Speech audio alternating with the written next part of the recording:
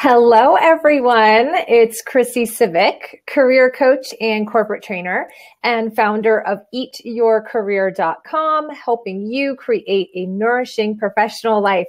Thank you so much for being here today for our live Q&A Ask the Career Coach session. I'm so excited to get together with you once again. These are my favorite sessions to do. So quick check-in here just to make sure that you can hear me and see me.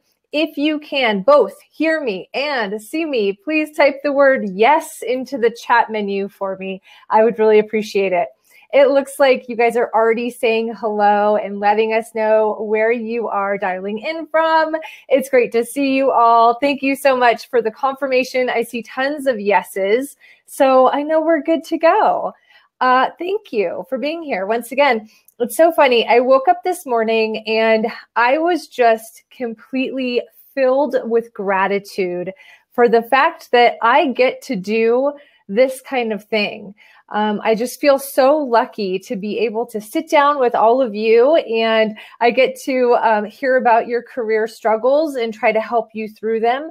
This is absolutely the thing that I love the most in the world. So these are my favorite days doing the Q&A sessions. I'm so happy that you're all here with me. I'm going to pause for 1 minute because I do have a quick poll that I'm going to run. And so this poll you'll see here in just a minute.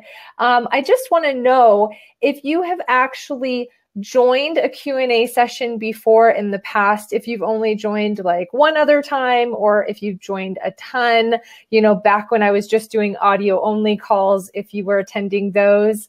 And then if this is your first time here, I'd love to know that too. I'm just trying to gauge kind of if we've got the same people every time joining, because I feel like I recognize all of your names. But I'm curious too. I know that each time we also have some new people joining. So thank you, everyone. It looks like lots of people are taking part in the poll. Looks like we've got about 59% of you, 57% of you have joined a few times. So the majority of you, it's not your first time at this rodeo. 17% of you are my diehards. You're here a lot. I so appreciate that. And 26%, this is your first time. I'm so glad that you guys are all here. And thanks for taking part in that. The other question I wanted to ask you was about your notifications for today's session, if you actually received those. I'm encountering some issues with our platform here, Webinar Jam, and I'm considering transitioning to a new system just to make life easier on you. One of the first questions that I have for today's session is someone who is asking if we could send some calendar invites for these sessions so that you can put them on your calendar and you don't have scheduling conflicts. I would love to be able to do that, but the Webinar Jam system has limitations and it just doesn't include that option. But other systems do include that option. And I know I like that when I'm planning on attending a webinar. I love it when I can just click a button and then it goes onto my calendar. So if you had trouble receiving your notifications for today's session, or if you agree that calendar invites would be awesome to have, if you have any webinar platform recommendations, all of that is much appreciated. Toss it into the chat menu. I will download the chat so that everyone can access it. I'll have that available for you in the library. That way, all of these great resources and conversation points are captured, and you all can reference them in the future as you'd like. So I'll pause for just 1 minute. Good. It looks like people are chatting about notifications and things. I appreciate that. I will read every single comment that you leave, probably after the session. So thank you. All right. The other thing too that I want to mention is that in the meantime, while we don't have calendar invites, I do have a full calendar of all the dates for these sessions in the library. I put that link in the chat menu earlier, so you can just jump on over to the library, download it, and then manually add those sessions onto your calendar for future reference. All right. With that, let's go ahead and jump into our questions. I have a ton to go over today. Some pretty in-depth questions were asked, but I also want to make sure that I get to your questions to reward you for taking time out of your day to be here live, because I love that. So if you do have a question that you want to make sure I get to today, type it into the chat menu. Make sure that you mark it as a question. That way it pops up in red, so it catches my attention. All right, here's our first question. This person says, I've been an admin for over 40 years, currently serving a C-suite executive. In the past year, our relationship has changed drastically, and I feel as though I'm being set up to fail. Any thoughts? I think this is a really great question. This concept of being set up to fail is very interesting. I think there's a couple of things that I would encourage you to think about here. So number one, this person says they've been an admin for over 40 years and they have been serving a C-suite executive. So I'm curious about how long you've served that executive. And if in the past, it sounds like you did have a strong relationship before, and you said things have drastically changed somehow, I encourage you to kind of walk backwards in your mind a little bit and see if you can figure out what caused this change. So maybe there's a possibility that you can get to the root cause and address that rather than just addressing the symptom.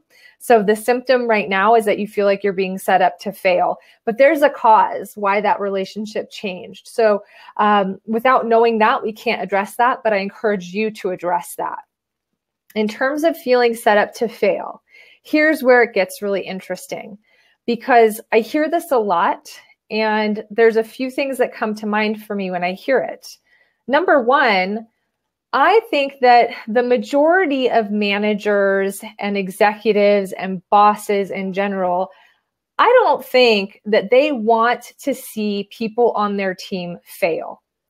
In truth, when the people on their team fail, it reflects really badly on them.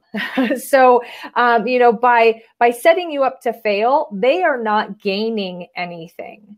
So I think it's a rare circumstance where a boss is actually saying, I am going to give this dud of a project over to this person because I want to see her go down with this project.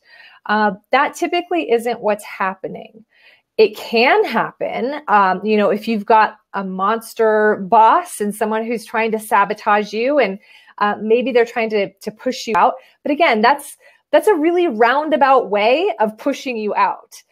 What typically is happening when you feel set up to fail is that the boss, the manager, the executive, whatever, that person is totally unaware of what's happening for you.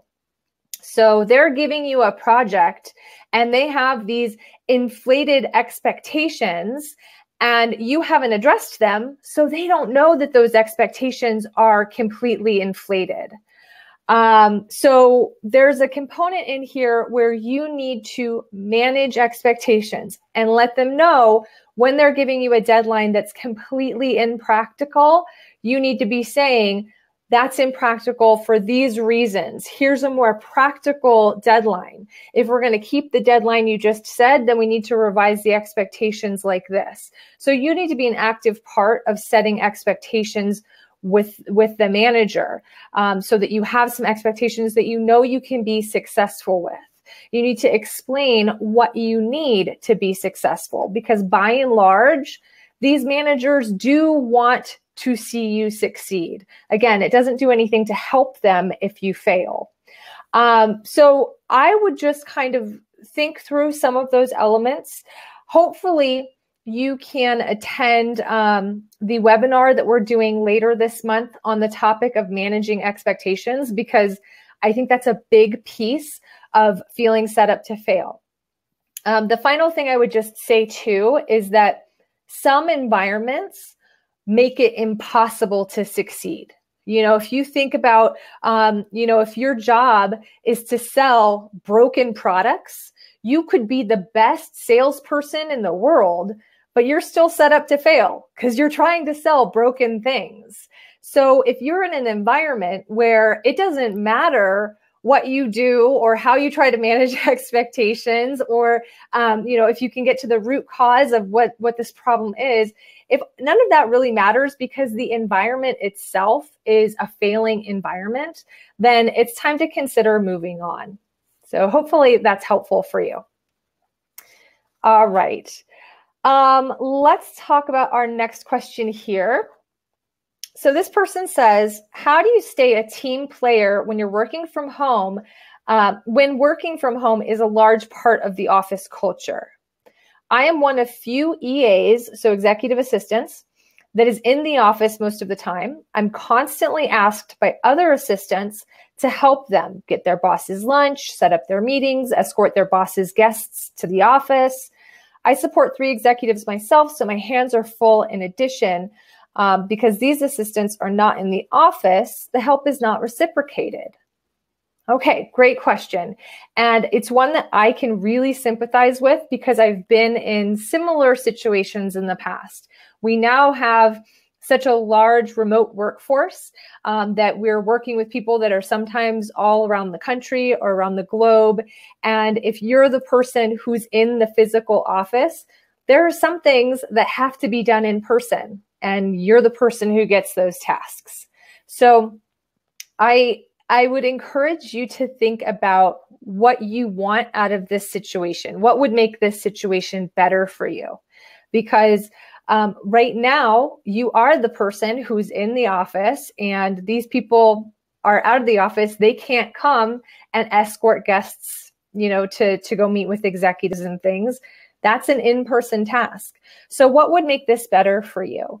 There might be an opportunity to maybe sit down and discuss, okay, I would like to have, some sort of a title change. Maybe having more of like a managerial type of title would make you feel better about doing all of these added responsibilities.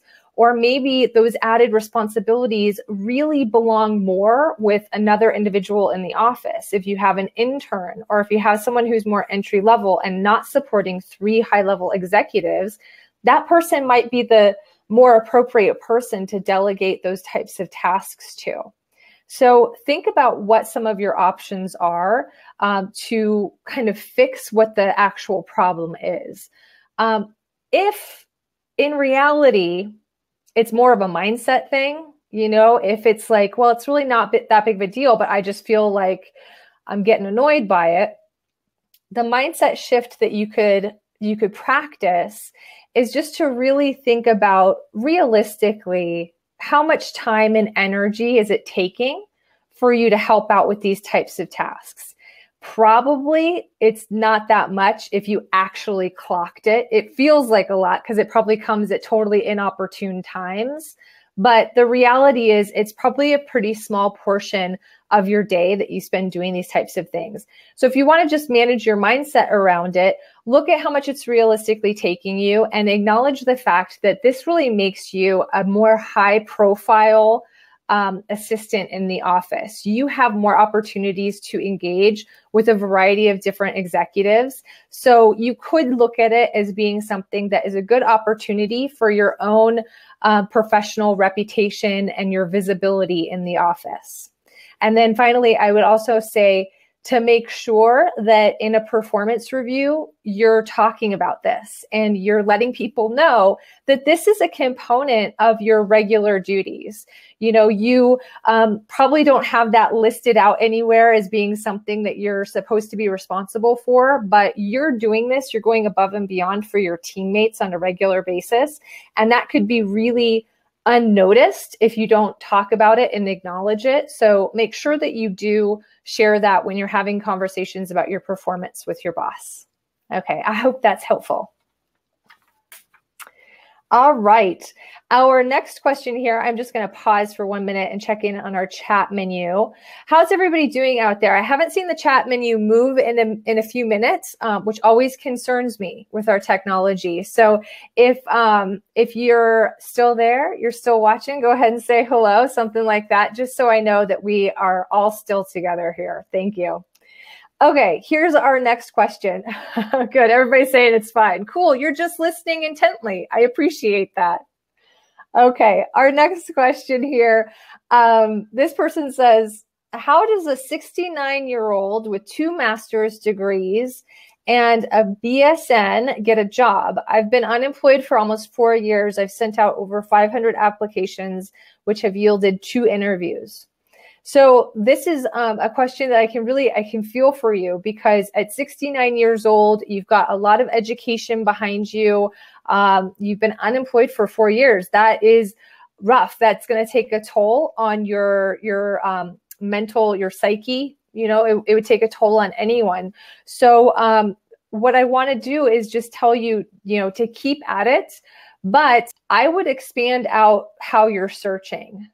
Just submitting applications is a rough game. It is, there's a ton of resumes that are received through online applications, and it's something like, 4% of people actually get an interview through an online application process. Your chances are much, much higher if you network into an organization. So if you have a warm introduction by somebody who knows you and likes you and trusts you, your chances of getting a conversation with a decision maker are much, much higher. So please start tapping your network in a big, big way. Don't just sit behind your computer and submit applications. Because you also mentioned that you're 69 years old, you're a little bit older. So you do have some additional concerns. I recognize that. Anybody who's over really the age of 60, there tends to be some different concerns when employers are reviewing your application, because you technically, the idea of retirement becomes a realistic option for you over the age of about 60. You know that. Employers know that. So they become concerned that you're not going to be a long-term investment for them. So you might want to consider doing things like consulting, because consultants are not full-time employees. Consultants work on a project basis. They typically are going to feel a little more comfortable bringing in somebody who is 69 years old to do project-based work, rather than having you in a full-time employee situation. It's not to say that it's not still possible to get a full-time position as an employee somewhere, but consulting might be a great option to consider. And then also, I would just encourage you to make sure that you're looking at your resume and you're not including everything from your employment history. There's no reason to, go back from, your early days in your career. Focus really on the last 10 years. I know you have 4 years of unemployment, so extend beyond that, 10 years before that, and talk about your most relevant experience as it applies in the workplace today. There's really no reason to go further beyond that. So you don't want to be scaring people off who look at your resume and they can see, all these decades of experience.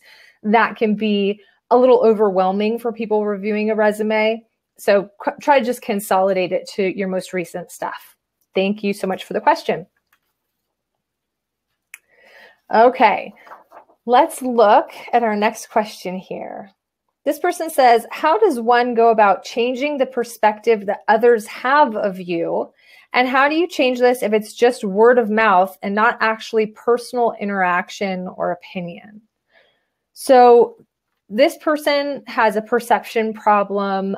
There's some word of mouth, maybe gossip things that are going on. It sounds like people that you've never even interacted with before have an idea of who you are, and it's not an accurate idea, or it's an idea that you think is just harmful. It's not helpful to you in your career. So how do you shift those perspectives?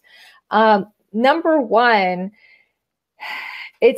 it's really hard when you don't have an interaction with somebody and they're creating ideas about who you are. If you can have an interaction with them, sometimes you can immediately change those perceptions just, right away by having an interaction with them. I've had conversations with people in the workplace before where they've said, I've seen you around for a while and I always thought you were this and that and the other thing, but it's so good to talk to you and learn that you're different from what I thought. So try to have interactions with people. And that can shift perspectives. If there's something that you know in the past, you've conducted yourself or you've demonstrated a behavior that has led to those perceptions, you need to focus on changing that behavior and consistently demonstrating the new behavior. That's the only way to change perceptions. You know, when something's happened in the past, it can take people a while to understand that's no longer who you are. They need to see new behavior over and over and over again for it to really sink in. And I think that, you know, my advice typically when it comes to just things that are like gossip, I try to, if it's not directly impacting me, if it's not something that I have firsthand knowledge of or firsthand interaction with, I do try to ignore it. Because a lot of times, if you have any visibility in an organization, people are going to talk about you and they'll talk about you behind your back. And, you know, you can't always take all of those things to heart. But the best way to counter that is to kill them with kindness, you know, to just be the best version of yourself that you can be and not let those negative conversations happening behind your back make you paranoid. Don't let them make you, you know, experience self-doubt or question who you are and the value you're delivering. Be your best self consistently. And eventually, I believe that perceptions do change. But at the end of the day, we don't have any control over what other people think about us. We have control over ourselves, our behaviors, and how we interact with people. So as long as you know that you're doing the best, you're keeping your side of the street really clean, everything else does eventually roll out and work out. So thanks for that question. All right, our next question here says, what to do when you don't have enough work to keep you busy? I've been doing lots of education. I feel like we get a similar type of question in a lot of these sessions. It seems like a lot of people are either underutilized and they're trying to fill their time desperately, or there's people that are just completely overworked and overloaded. It's so funny that it's one or the other. But when you are not busy and you're trying to keep yourself busy, you end up with a lot of fear. I know that, because then you start going, am I valuable? Am I going to lose my job? Because, oh my gosh, my time isn't full. Am I really needed? So filling your time is a useful thing, not only for your own psyche, but also for demonstrating that you are a valuable player. You are, you know, worthwhile having on board. So to fill that time, education, yes, that's a great one. I'm glad you've already been doing that. My recommendation is always to try to find projects, those projects that are always like perpetually on the back burner, that people are always saying, it'd be great if we had time to do X, Y, and Z, but nobody ever has time to do it. You've got time to do it. You need to find what those projects are. And sometimes it can be something like process improvement. That is a great one to tackle. Almost anyone in any role can do some process improvement work where you sit down and you map out what a current process looks like. And then you try to find those places where there might be some inefficiencies, where there might be some things that you could do slightly differently. If nothing else, having that process documentation is really, really helpful. But it's a great way for you to learn about some new aspect of the business. It's a great way for you to deliver, you know, measurable value, because you can say, here's this process that normally takes 10 days, and I've got a recommendation to bring it down to 7 days. That's a huge measurable improvement for you. So process improvement types of things, procedural documentation types of things, organizing of files, be it electronic or paper, those are all the types of tasks and projects that people want to do. They understand the value of them, but they don't have time. So Sit down, see if you can identify already what those projects are. If you can't identify them right now, it might be a great time to sit down with some leaders in your organization and say, what are those projects that you have on the back burner that you know would be really great that no one has time for? Ask that question, and they might have to mull it over for a little while, but they might come up with some really great things for you to work on that can deliver some amazing value, and it'll make you feel good too. So get creative. Good luck with that. Oh, and then I had another note on there too, to train others. So if you've been doing all this education on your own, share that. Find some opportunities to maybe host a lunch and learn, put together some procedural documents on some new things that you've learned, some cheat sheets, whatever, and share that education that you've been gaining so that the entire team can learn and grow from it. All right, that was my last one on that question. Okay, next question here. My boss told me that the biggest thing I need to work on right now is managing his time and anticipating his scheduling needs. However, he really doesn't like to give up control of anything and hasn't given me the ability or authority to take on this task. I still only have read-only access to his calendar, and he has meetings he never puts on the calendar, so I end up double booking him. I've tried to speak with him about it, but it doesn't seem to sink in.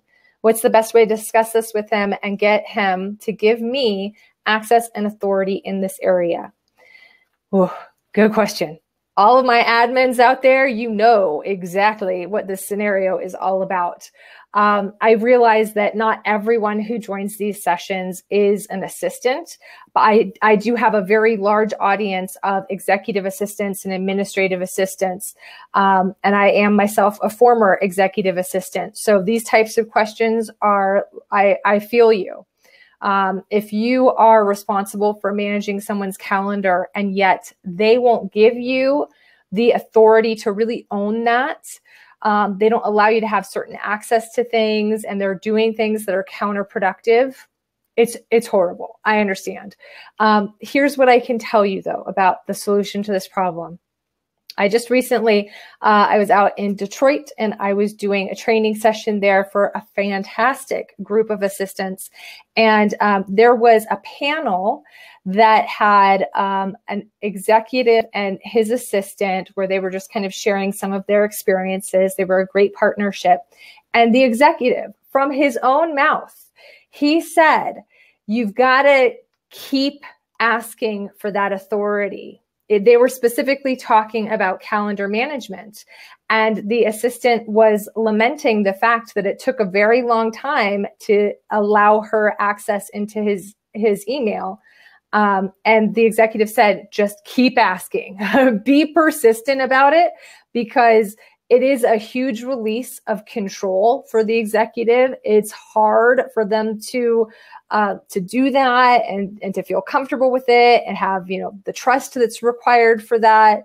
But you've got to keep asking, be persistent about it, and try small bites at a time. So you're not asking for all of this authority all at once. You just want one little piece, one little piece of it. And then eventually you'll add on another piece and another piece. But break it down into bite-sized pieces and recommend like a pilot period. We're just going to try this for 30 days, see how it goes. If you hate it, then we'll go back to the way it was, but try it out for just 30 days and see how things go. So, there are some small iterations and small steps that you can take along the way. And I would recommend that you just pick one that you want to get to. So, ultimately, the ideal for most assistants is that the executive doesn't touch his calendar, right? That the executive just says, you want to schedule time with me? Call my assistant.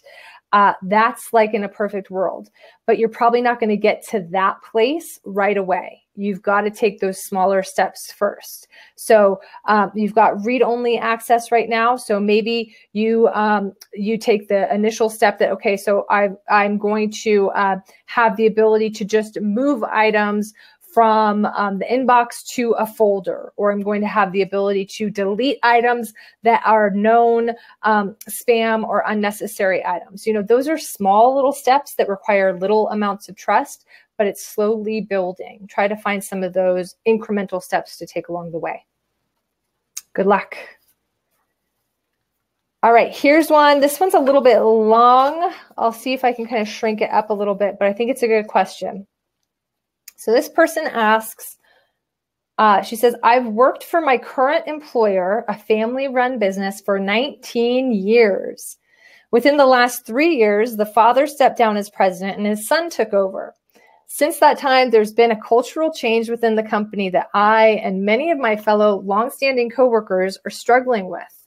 There's poor interdepartmental communication. Our headcount of employees is the largest it's ever been and continues to grow, and sales continue to decline every year.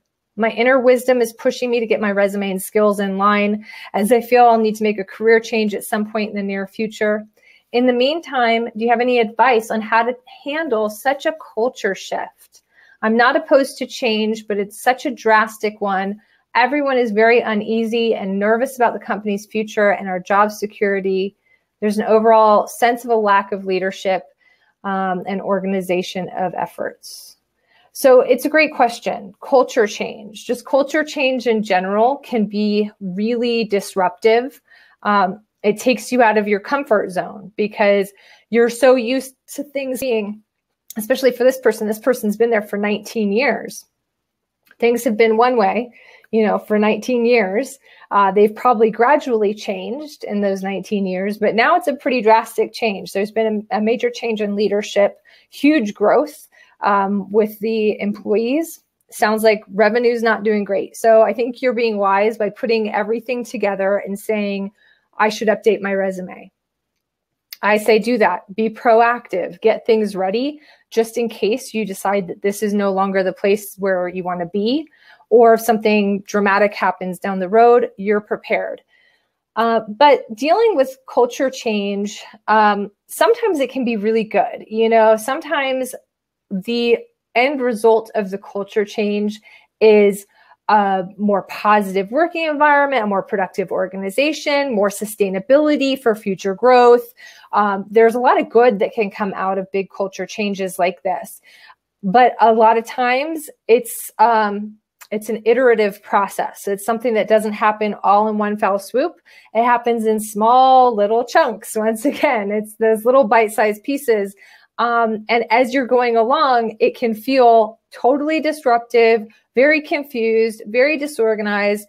You can feel like resistant to these changes because you don't see the big picture at the end. There's a lot to contend with in any sort of a culture change. My recommendation for you is to try to manage any emotion that you have about this. Being with an organization for 19 years, I'm guessing you're kind of attached to how things have been in the past.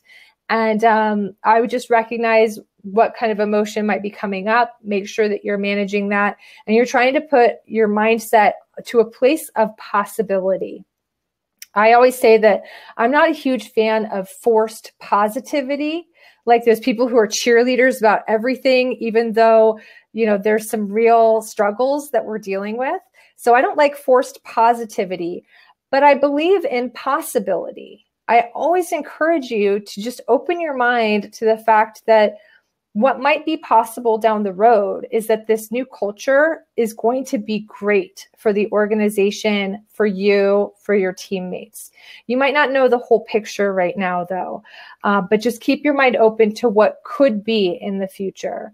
And if you need to, I would sit down and let leaders know how things are going, provide them some feedback. A lot of times leadership makes these huge cultural changes, and then they don't really understand how it's impacting the employees on the ground. So if you haven't done so yet, I would speak to your leaders and say, here's what's happening. Here's how it's being received. Here's some areas where we have some improvement.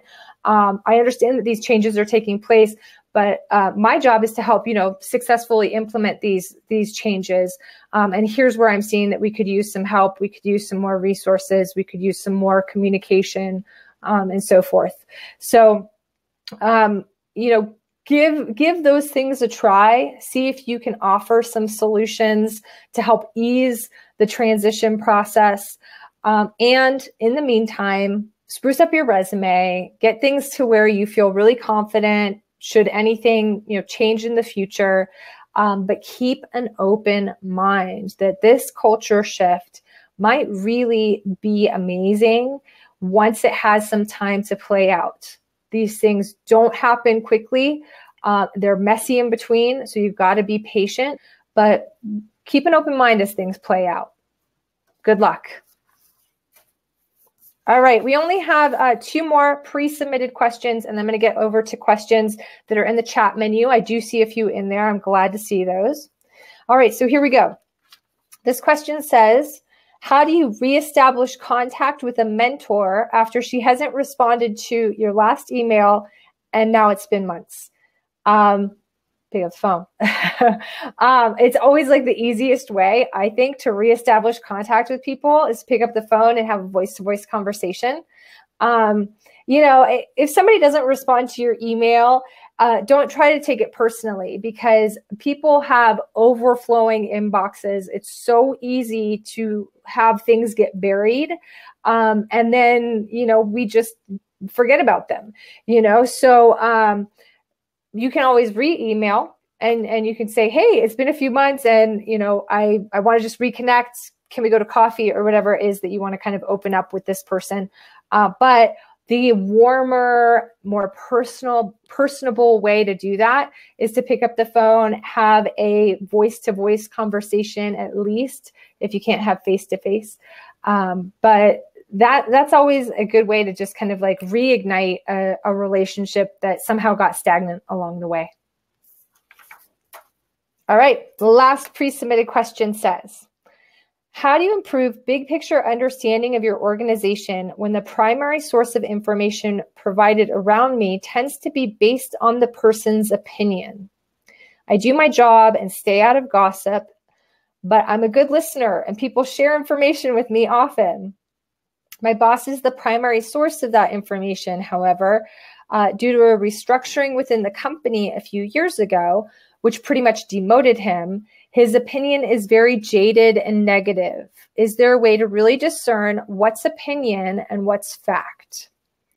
Okay, so you're getting your information from your boss who is jaded. Your boss has some strong opinions towards the organization. So any information that you're getting from him is being filtered through this lens of negativity. So first off, good that you recognize that and recognize that information that you get from anyone is always filtered through their lens of reality.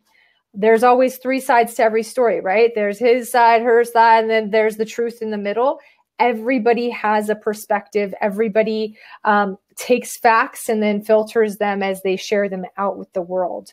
So how do you discern what's fact and what's opinion? If it comes from a person, it's opinion. It just is. It's got that kind of taint to it. In order to really be working with fact, you've got to do your own research. You've got to look at things yourself and use your own judgment, your own wisdom and experience to guide you. So if you have a boss who's telling you, oh, the company's going down, we're doing so bad this quarter, everybody's going to get laid off, and they're trying to put this fear in you or something, you need to go and see if you can look at financial statements or get the opinions of several other people and try to find what's the middle in there. You know, if you don't have access to the raw data, talk to a variety of people and see if you can figure out, you know, okay, what's the truth down beneath all of these different opinions? Take everything that you hear from other people with a grain of salt. I think that big picture understanding, it's useful to understand the perspectives of other people, but you already understand your boss's perspective. It's jaded. It's negative. It's not going to be factual. Facts are non-emotional. So if you're getting emotion from someone, you're no longer talking in facts. You're now talking in emotion. So it's hard. I definitely understand where you're coming from. And I would just be really, really cautious that you are not buying into the negativity that's coming from your boss. It can be really tempting because that person's above you, and you want to believe that everything that they say is fact, but you already know it's not. So be very cautious about allowing yourself to get, more or less brainwashed by this negativity that's streaming down upon you. Try to keep an open mind, look at facts, look at what other people are saying, try to decipher what's the truth in there. Great question, though. Great question. Okay, I am going to pause. I'm going to check in on the chat menu. I'm glad that everyone is sharing your experiences and your thoughts and all of that. Let's take a look here and see what we've got for questions.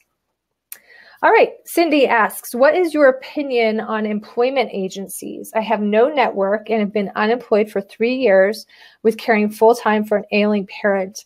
I'm ready to go back to full-time work.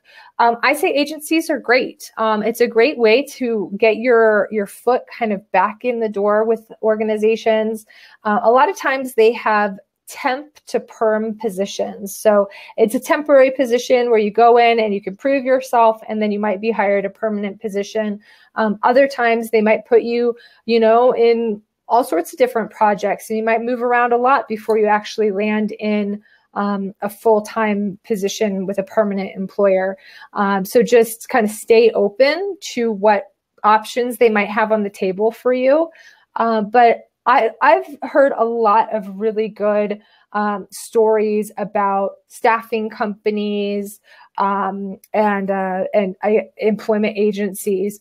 I've heard more positivity there than I've heard from like working directly with recruiters, because recruiters are really working for the company who's hiring. And they just want to find like the perfect match there. Whereas a staffing agency, they kind of want to get to know you, and they've got a lot of different projects where they might be able to use you. So you end up having a few more options with an agency versus working with one recruiter who's trying to fill one position at one organization. Good luck to you. All right, this next question from Leslie says, do you have advice on how to schedule and stick to it when it comes to canned/not live webinars and reading material? So how to schedule, so your education, so your ongoing professional development, how to schedule those things in when it's pre-recorded or it's existing material that you have. Oh, I know what you're talking about now. So yeah, there's all sorts of great learning resources available online these days. If you guys have spent any time in the free career resources library on Eat Your Career, hopefully you have, there's a ton in there.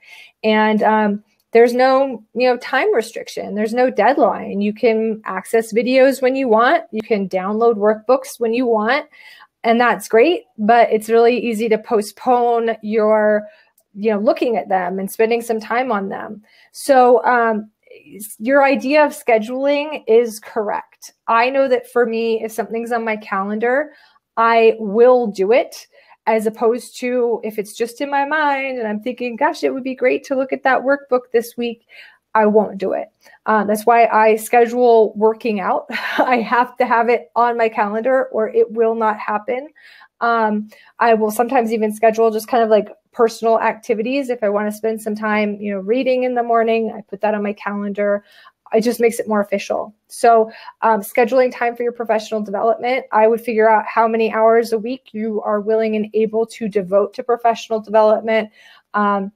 Determine if you are able to do that on work time, or if it's something that you'll want to do in the morning before work, in the evening after work, if you want to do it on weekends. So you have to figure out what works best for your lifestyle and your situation, and then get it on the calendar and give yourself, a real deadline by when at what point do you want to accomplish a certain task? So maybe you want to complete all of the information in the Build Your Professional Development Plan workbook of mine. You want to do all of that in the next 30 days, so give yourself that deadline, even if it's totally an artificial deadline that you're just creating for yourself. You are much more likely to stick to your plan if you've got that. Oh, I see that Laura has recommended a cool book called The Art of Possibility. I'm going to check that out because I just love that concept of the possibility mindset. Thanks for recommending that, Laura. Okay. Lisa says, how do you select a person as a mentor? Good question. There's a couple of different strategies that you can take. My personal favorite is I look for someone who has what I want. And I don't mean like physical possessions, they've got this awesome car and I want that car. That's not what it's about. They have something that I want to be more like. So somebody who has a fantastic, thriving career, somebody who has amazing organizational skills. I know we've all mentioned in our last Q&A session, Julie Perrine and her amazing procedural documentation work that she does. Julie is a wonderful friend of mine, and I do consider her a mentor in the category of organization because she's amazing. And she's done so much work with me kind of one-on-one to help me wrap my mind around what my systems are and things like that. So she has something I want. She's so good at that. So I ask her to mentor me in that subject. I have people in my personal life that are beautifully serene and peaceful and truly happy in their lives. And they mentor me on those types of things. Like, I ask them, what do you do? Like, how do you handle these situations that make you crazy? How do you handle driving in traffic and don't, end up flipping somebody off? I ask them to share their wisdom in the areas that I see them really thriving, that I want more of. So that's how I determine the person, and how formal the mentorship is varies. I do have a few formal mentors that I meet with on a regular basis that they know they are my mentor. They know specific things that I'd like to work with them on. And then I have informal mentors that are really just amazing friends, and they inspire me and I inspire them in other areas. So we're kind of like peer mentors. And when we get together, we share our goals and we share our wisdom. And it's really beautiful. So I hope that everybody gets to have that kind of experience with mentorship across the board in like so many different areas, because people are amazing and we should absolutely be connecting and tapping into the wisdom of others and sharing our own wisdom too. Good luck. Thanks for the question, Lisa. Okay. Next question. Brenda says, how do you get everyone else in the office to refill the water in the fridge, copy paper without emails or annoying signs? Oh my gosh, Brenda, you are, tapping into the greatest frustration in corporate America. We can't teach people to be adults, and that's what this is, right? Refilling the water and the copy paper is just respectful. It's just a respectful thing to do in a shared community. It's not respectful to put up those notes, though, like Brenda's saying. I don't want to put up the annoying sign that says, your mom doesn't work here. I hate those. It's so passive aggressive. So, I mean, short of like having a sit down sort of meeting, I think I cannot come up with a perfect solution for this. I am the type of person that I do it, and then every once in a while I just don't do it, and I make somebody else do it because you know, I will spend my time doing those little courtesies, but eventually I want it to land on someone else's plate, and then maybe it helps them to trigger like, oh, maybe I should do this regularly. I haven't found a perfect solution. I'd love to know if other people have a perfect solution, because it's a frustration around the world, everywhere. I hear the same thing.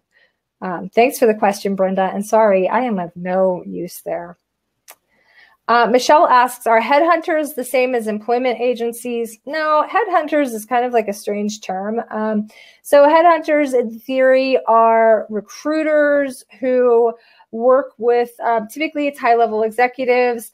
They have a fantastic executive that they know the skills of that person. They think that they are great and talented and a highly valuable asset, and they try to place them in an organization. And, you know, it's typically more recruiters that people are working with these days, rather than a headhunter. Recruiters are different from employment agencies, as we spoke about before. There's all these different terms, but headhunter is not a very typical one that I see much of these days. All right, next question here. Would you place webinars under professional development on your resume? I think it really depends. Professional development on your resume can get really long if you're participating in training sessions online. Like, you know, I do a training session every month. Office Dynamics does a training session every month. Julie Perrine does a lot of training sessions. A lot of these are just free webinars where we're doing things like this. We're just kind of connecting with you and sharing a little bit to help you out. I think you could end up with a really, really long list in there, and it would probably not be very meaningful. So I would put the meaningful things in professional development. You know, if you've done a certification program, if you've gone to an extensive on-site workshop, if you've participated in an extensive webinar series, I would recommend to really focus on the things that you have paid for. And I know that sounds weird, but these free sessions, you know, we're just kind of like bantering and we're chatting, and I'm helping you out, I'm answering questions. But a training session that you're paying for, all of us trainers, we're giving you a much more structured process. We're going through some deep skill assessment, skill building. You're getting a much deeper level of learning on those paid programs that are multiple sessions. So those things tend to have greater value and greater weight to share on your resume. So if you're going to put professional development activities, just make sure that they're weighty, they're meaningful, and that they're demonstrating an important skill that you've gained. This person says, networking in Argentina is not used. Nobody likes referring. I do not want to retire. If they hire me, I'm eventually... Envy is not, how do you fight from someone? There's a lot of questions here. Networking is not used in Argentina. Okay, so I haven't heard that before. Generally, it's kind of a global belief that business is based on relationships. You know, having strong relationships can be a real useful thing in the business world. If there's somewhere in the world where that's not true, then you have to use other strategies for expanding your career opportunities. So I trust that you know what's best in your area of the world, and take everything that anyone tells you with a grain of salt and apply your own knowledge and your own wisdom to it. All right, next question. Do you meet with your mentors on a regular basis? Yes, I do. I actually have I have one mentor that I meet with weekly. I meet over at her house on Wednesday afternoons, and it's just so lovely. We drink tea and we talk and share what's going on in our lives.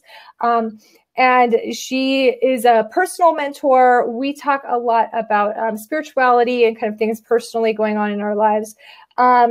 I have some professional mentors that are more peer mentors, and we meet every 2 weeks. We do a virtual video conference because we're all over the country. And so every 2 weeks we get together in the evening, and we have a structure that we use for those sessions so that they're productive and meaningful. I do one-off types of sessions with people that are in my life that they know that they're mentors of a sort, like Julie, right? Like Julie knows that she is my guru for everything organization related. And when I'm really struggling, like a few months ago, she got on a web session with me and showed me her organizational system in an online app that she uses. And I loved it. So I use that now because she trained me on how to do that. So when I really need certain mentors, I call them and we have kind of one-off sessions. But I like the formal setup too of regularly meeting with people because I tend to get a lot out of that. When I know I'm meeting with my mentor, like tomorrow afternoon is Wednesday, so I'll be going over to her house tomorrow, I start thinking about things that I want to talk to her about. And it's really helpful for me doing that self-reflection. And then we have a lot of momentum because we're talking every single week, which is super cool. Okay, we've got 5 more minutes, and it looks like there's some good things in the comments about the question that Brenda asked about like cleaning out the fridge and filling the copy paper, all the adult things.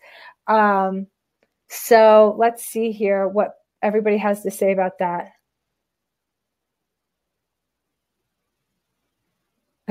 So Brenda says, thanks for letting me vent. That it's her method also to like do it most of the time, but then not do it and let somebody else feel it.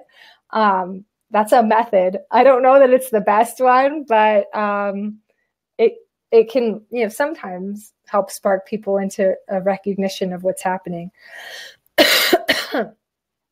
So Julie says that funny enough, my manager just sent out an email to the staff about putting their dishes in the dishwasher. So it's so sad when that has to happen. But if it does have to happen, best that it come from a manager and best that it be done in an email where it's like, take this seriously versus those signs that the signs, sometimes they're up for years, right? And people just go completely blind to them. They get all destroyed. They're yellow on the wall. Your mom doesn't work here. Nobody even pays attention to them anymore anyway. So, having a manager send out an email, it might be taken a little more seriously. I have actually seen before where it says something like, our corporate values, it says something like really nicely worded about corporate values being that we are a shared community. And as a shared community, we each take responsibility for maintaining a positive, clean workspace, something like that. I really loved that wording because it really reminded you, it's like, oh yeah, we're a community here. We do have these values that we're living by. And part of that is keeping a hygienic workspace. And just like Julie said, it gets so bad around there that it's like a locker room. Gross, right? I mean, who wants to work in that atmosphere? Absolutely no one. We got a new question here from Karen. Do you think that it's partly one's OCD-ness that you have to just take care of cleaning things because no one else will? I know I feel that way sometimes. I am not an OCD person at all. I can actually like turn a blind eye to dishes in the sink if I need to. But some people are really like, they just get creeped out if there's dishes. They get creeped out if things are clean or messy. So they will do it just to ease their own feelings, to give themselves peace of mind. And if that's, what you're doing, recognize that maybe you have a higher standard than the typical, but asking people to do their own dishes and things, that's not a crazy standard. If you're, wiping down the counters with bleach and stuff every day, you might be given into your OCD there. And I wouldn't blame other people for that. Okay. Well, now we're all just venting about dirty kitchens and such. So it's probably a good time to wrap up for today's session. Thank you all again for being here. What a wonderful way to spend part of our Tuesday. I so appreciate it. And we will have a webinar coming up. We've got about 2 weeks, I think, until our next webinar. And it's on the topic of managing expectations and setting limits. So especially for that person who said, I feel set up to fail, please be there. We're going to talk about some great stuff in that session. I hope you can be there live. If not, all of these sessions are recorded. They are available for you in the free career resource library. Spend some time in there and maybe put some time on your calendar to go through some of those materials in the next couple days or weeks. I would highly encourage that. So for now, I will say goodbye, everyone. Have a wonderful rest of your week, and I will see you again soon. Take care.